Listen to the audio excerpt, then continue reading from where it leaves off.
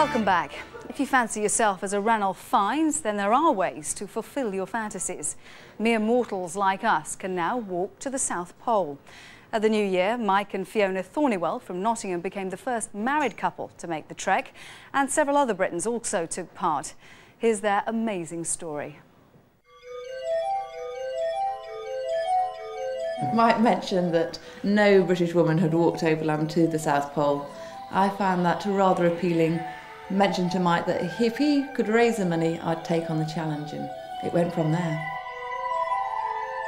Having read a lot about the explorers that went there before me, I don't know, I kind of thought it would be a real privilege to just get a bit of a taste of what went there before. I do remember being told the story of Scott at school, as most people have been, and going out into the playground and reenacting it. And I think something about that sort of captivated me about it. And then from then onward, I always had an interest in Antarctica. It was very inspiring, you know, just to think that, you know, we could be, say, the first married couple to reach the South Pole, and I could be the first British woman was just a fabulous thought. It's on. 5 o'clock. Oh, God. Here we go. The first leg of the journey was to fly from Chile to Antarctica, where their 2-month walk would begin. The first thing I saw was some mountains on the Antarctic Peninsula, and they just popped out of the cloud very suddenly, and I went, wow, we really are going to get here. I felt a bit tearful, a bit emotional, because for me it had been a 30-year dream and suddenly I was seeing it.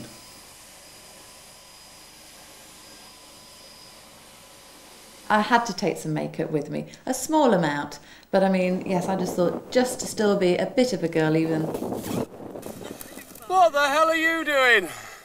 I've caught you red-handed, haven't I? Caught you red-handed.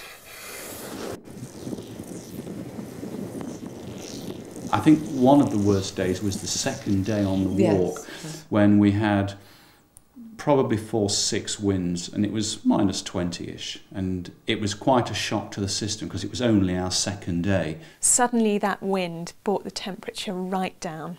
There was no sun and there was no blue sky, and I was really, really struggling to keep up. I kind of realised, okay, I've been preparing for this trip for 2 years, I've raised 30 grand, and I think I'm going to have to bail out. Got very demoralised, very cold, thought I was going to die. Mike and Fiona were incredibly supportive at this point and said, no, you are not to give up. You must fight this, you must find some strength from somewhere, and just show yourself that you can do it. Hang in there, kiddo.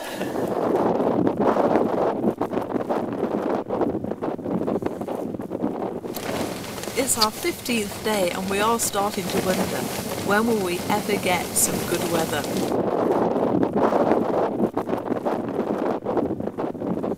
If you're in the tent, clearly you don't want to go outside the tent if you can avoid it. So we had a litre plastic bottle with a wide mouth opening. So we both used to use that for the first calls of nature. But if it was a secondary call of nature, it was definitely an outside job. The difficulties in sharing a tent with other team members, especially a female one, are not too bad. Whenever I wanted to go to the loo, I would ask Steve to put his hat on back to front over his eyes. I would turn around, kneel in the other corner. I actually had a hat which was called my pea hat, which was my normal hat, which I'd put on back to front and cover my eyes like that and sit and wait till the OK was given. And then I'd quickly go to the loo in this bottle, which I found very traumatic because you have to get the aim right. She spilled her pee bottle over my sleeping mat. Which I did twice.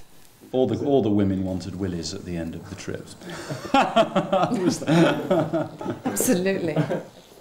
I found the 8 hours walking each day phenomenally tough to keep going. But Fiona was very good, and quite often she'd come up beside me and she'd just chat at me. It was like having Radio 4. I was putting the tent up and Fiona was actually having a go at filming me, and I don't know what it was, but my knee just decided to go, and suddenly it was youch. Are you all right? certainly I'm not about to give up just because my knee's packed up just like this. I shall strap it up and carry on. I developed frostbite on one of my fingers, and it had actually just started to turn black. We radioed the doctor, and essentially she decided that there was a possibility my finger was going to drop off, and therefore they had no option but to airlift me out. And we actually thought, no way. And so anyway, we looked at the finger, we actually measured it and we described it in immense detail. And then that was radioed through to the doctor, and she actually then changed her opinion. She decided it perhaps wasn't as bad as she had initially thought, and decided to give me a week's grace. Catherine's finger recovered and she carried on.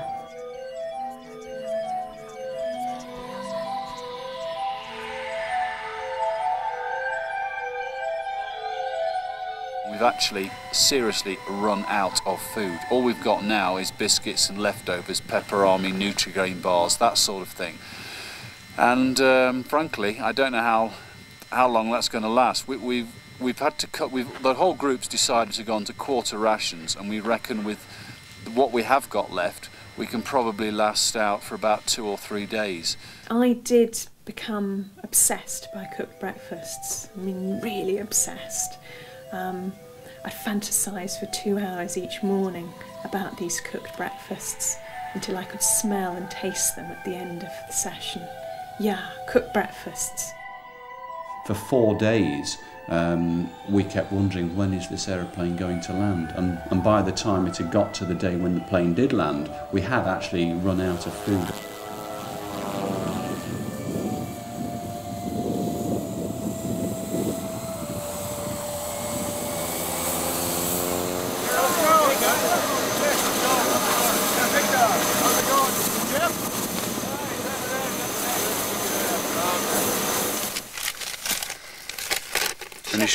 Oh, great. We'll have some shepherd's pie then.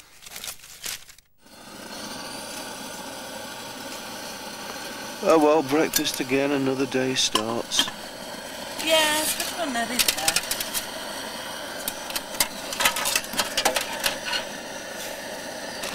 there. You make a change to have a bacon butty for breakfast, I think, don't you?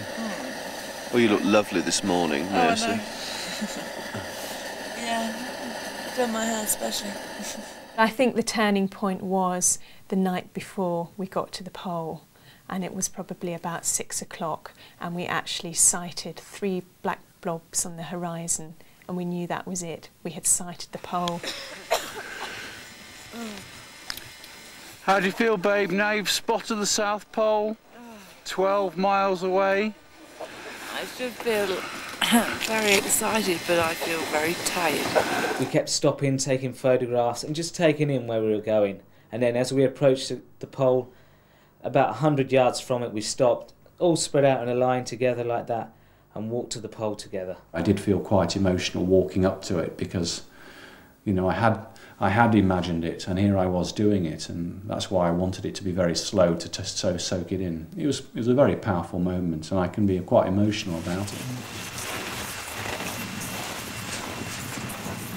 Yeah, well, when we got to the pole, I mean, we put our hands around, it's got a ceremonial globe at the top, and we put our arms around it, and obviously congratulated each other.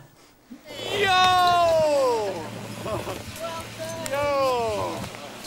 If you have a dream and you're serious about it, you know, believe in yourself and go and make it happen, because you can if you want it enough. Definitely rather them than me. Well, next week, the dangers of breast enlargement. 3 women tell their stories.